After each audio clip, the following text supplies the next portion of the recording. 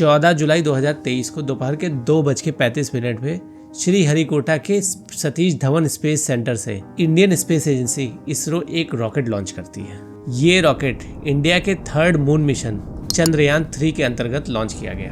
हम सभी इंडियंस के लिए ये बड़ी गर्व की बात है और हम में से ज्यादातर लोगों ने इसे टीवी, इंटरनेट या फिर लाइव देखा होगा। अब हमें 23 अगस्त का इंतजार है जब विक्रम लैंडर मून के सरफेस को टच करेगा, यानी कि अर्थ से लॉन्च होने और मून के सरफेस को टच करने में 40 डेज का समय लगेगा।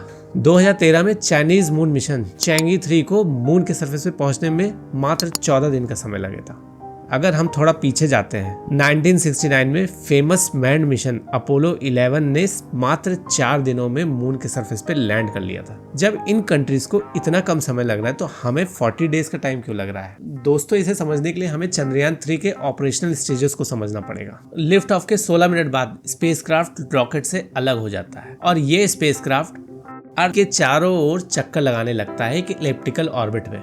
ये इलिप्टिकल ऑर्बिट का सेंटर ऑफसेट था, यानी कि ये एग्जैक्टली अर्थ के सेंटर से अलाइन नहीं था। इस वजह से स्पेसक्राफ्ट की अर्थ से शॉर्टेस्ट डिस्टेंस 170 किलोमीटर की थी, जिसे हम पेरिजी कहते हैं, और लॉन्गेस्ट डिस्टेंस 41,700 किलोमीटर का था, जिसे हम एपोजी कहते हैं। अर्थ के 5 चक्कर लगाने के बाद 1 अगस्त को ये स्पेसक्राफ्ट ट्रांस लूनर इंसर्शन करेगा, यानी कि अर्थ से मून के लिए रवाना होगा, जहां पे मून का ग्रेविटेशनल पुल इसे अपनी तरफ कैप्चर कर लेगा। और फिर धीरे धीरे ये स्पेसक्राफ्ट इलिप्टिकल ऑर्बिट में मून के कई चक्कर लगाने के बाद एक सर्कुलर ऑर्बिट जिसका डिस्टेंस 100 किलोमीटर है, 17 अगस्त को विक्रम लैंडर इस स्पेसक्राफ्ट से अलग हो जाएगा और वो धीमे धीमे मून के सरफेस के लिए अप्रोच करेगा, ultimately landing on the moon on 23 August. दोस्तों, अब आपके दिमाग में ये सवाल जरूर आ रहा होगा कि हम इतना घूम फिर के क्यों जा रहे हैं, सीधे सीधे क्यों नहीं जाते? Simple answer to this question is our rockets are not powerful enough.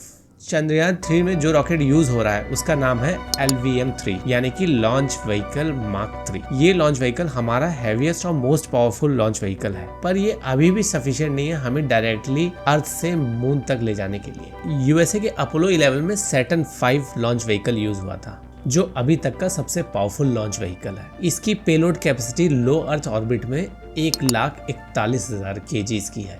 वहीं अगर हम चाइनीज लॉन्च व्हीकल लॉन्ग मार्च 3B की बात करें तो इसकी पेलोड कैपेसिटी 12,000 kg की है लो अर्थ ऑर्बिट, और वहीं LVM-3 की पेलोड कैपेसिटी 8,000 kg की है। बहुत अंतर नहीं है, पर ये थोड़ा सा कम है।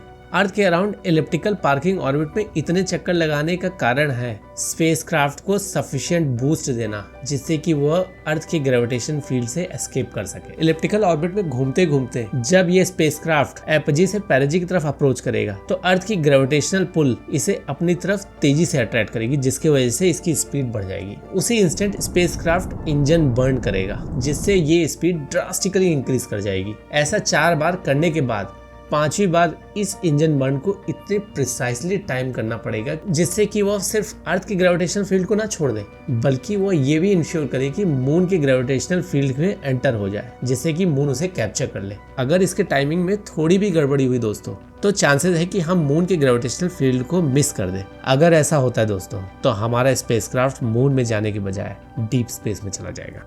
दोस्तों, ग्रेविटी को यूज करके इस तरह से स्पेसक्राफ्ट को बूस्ट देने के फिनोमिना को कहते हैं ग्रेविटेशनल स्लिंग शॉट। इस ग्रेविटेशनल स्लिंग शॉट को अचीव करने के लिए हमारे स्पेसक्राफ्ट को इतने सारे चक्कर लगाने पड़ेंगे और इसी कारण हमें इतना टाइम लगेगा मून पे लैंड करने के लिए। दोस्तों, इसरो बहुत तेजी से रॉकेट टेक्नोलॉजीज में एडवांसमेंट्स लेके आ रहा है। वो दिन दूर नहीं है जब हम भी डायरेक्टली अर्थ से मून के पास अपने रॉकेट को भेज सकेंगे। ऐसा जब भी होगा दोस्तों, तब हमें इतना लंबा इंतजार नहीं करना पड़ेगा। दोस्तों, मैं यहाँ ये कहना चाहूंगा कि चंद्रयान 2 के लास्ट मिनट में क्रैश लैंड करना हम सबके लिए बड़ा हार्ट ब्रेकिंग था, पर इसने हमारे इरादों को और मजबूत कर दिया। हमें पूरा विश्वास है कि 23 अगस्त को हमारा विक्रम लैंडर मून के सरफेस को टच कर लेगा। हम सॉफ्ट लैंडिंग करने में सक्सेसफुल रहेंगे। ऐसा होते ही दोस्तों, हम चौथे नेशन बन जाएंगे यूएसए, रशिया और चाइना के बाद जो मून के सरफेस पे सॉफ्ट लैंड किया। यही नहीं, इस सॉफ्ट लैंड के साथ ही हम मून के साउथ पोल पे लैंड करने वाले पहले नेशन बन जाएंगे।